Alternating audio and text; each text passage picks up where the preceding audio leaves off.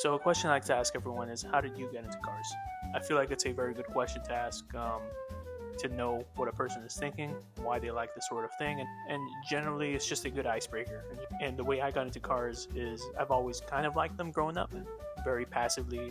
I liked fourth gen Camaros, right? Especially the pre-facelifts. I thought they were the coolest spaceship looking thing ever on the road. And I was about 12 or 13 when an aunt was going through a divorce, and there were a few video games lying around from her stepchild, I guess.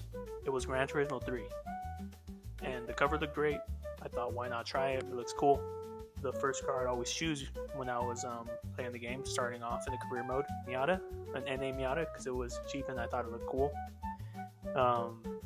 And that's what I wanted as that first car. And that's what I got. I got a 10th anniversary NB. The point I'm trying to get to is that the way people get into cars or hobbies in general is very different. And everyone has a bit of a different journey, especially when it comes to age. Growing up, you would hear boomers complain about fuel injection and like how cars are so complicated because they have a wiring harness and that has more than 3 wires in them.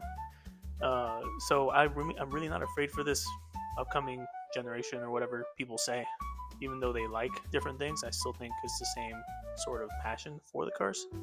There shouldn't be a fear of the next gen coming through, because the electric stuff is pretty cool too.